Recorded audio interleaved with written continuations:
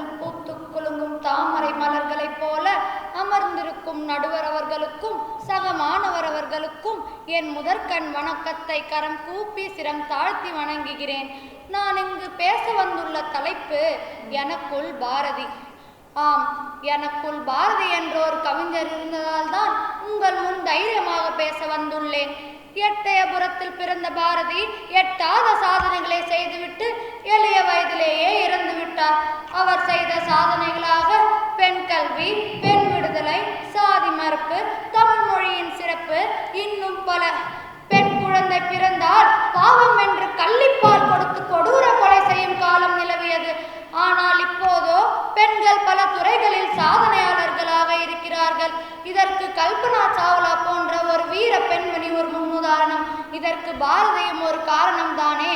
அடுப்பூதும் பெண்ணிற்கு படிப்பதற்கு என்ற காலம் போய் கும்மியடி பெண்ணை கும்மியடி, குலுங்கிட கைகொட்டி கும்மியடி, பட்டங்கள் ஆழ்வதும் சட்டங்கள் செய்வதும் பாரினில் பெண்கள் நடத்த வந்தோம். 8 அறிவில் 4 கீழே பெண் இழப்பிலைக்கான என்று கும்மியடி என்று பெண்கள் ஒருபோதும் ஆண்களுக்கு இல்லை என்று அன்றே எழுதியவர் பாரதியார்.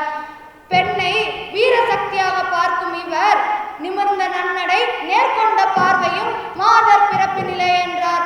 ஆனால் சிறியவர் முதல் பெரியவர் வரை ஒரு வீரசக்தியை பலாத்காரம் செய்து கொண்டுதானே இருக்கிறார்கள். பாரதியார் இப்பொழுது வாழ்ந்திருந்தால் பெண் விடுதலை கிடைத்திருக்குமா என்பது ஒரு கேள்விதானே.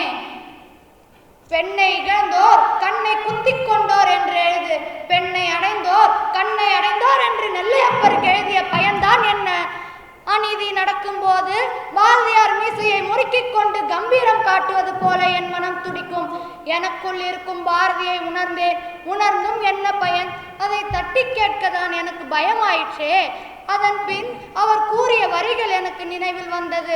உங்களின் தோல்வி எங்கே ஒளிந்துள்ளது தெரியுமா? பிரச்சனைகள் வரும்போது அல்ல, பிரச்சனைகளை கண்டு நீங்கள் பயந்து விலகும் போதுதான் என்றார். அச்சம் தவிர்ப்போம்.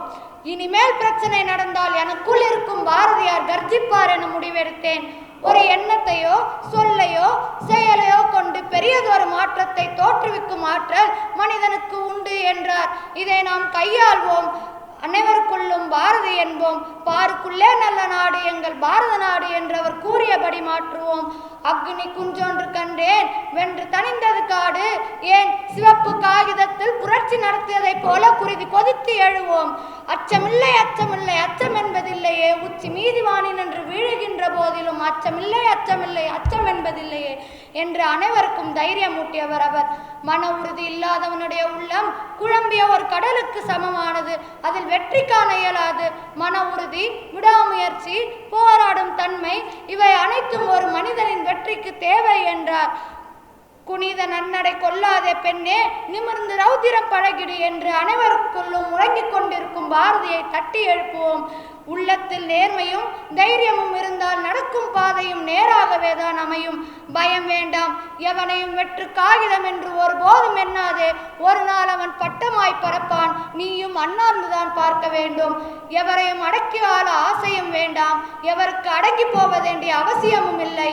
வெற்றிப்படியை நோக்கி நம் கால்கள் போய்கொண்டே இருக்க வேண்டும். பாரதியும் துணை நிற்பார்.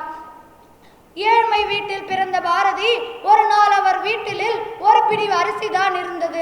அதையும் காகத்திற்கு வைத்துவிட்டு காக்கை சிறகினிலே நந்தலாலா என்று சொல்லிக் கொண்டு சென்றார். இந்த அபூர்வ மனம் இந்நாட்டில் ஒருவருக்கும் இல்லை என்று தான் சொல்ல வேண்டும். மாற்றுவோம், அனைத்தையும் மாற்றுவோம். நாம் செய்யும் செயல்களில் அவரை பார்ப்போம். நம் நாடு நன்னாடாகும் என்பதில் ஒரு ஐயமும் இல்லை. இறுதியாக, வேடிக்கை மனிதரைப் போலே நான் வீழ்வேன் என்று நினைத்தாயோ என்று அவர் கேட்ட கேள்விக்கு பதிலாக, பிறப்பு இறப்பு என்ற இரண்டுக்கும் நடுவில் ஒரு சாதனை படைப்போமாக, புரட்சி செய்வோமாக, பாரதியை போற்றுவோமாக என்று கூறிக்கொண்டு என் உரையை முடிக்கிறேன். நன்றி, வணக்கம்.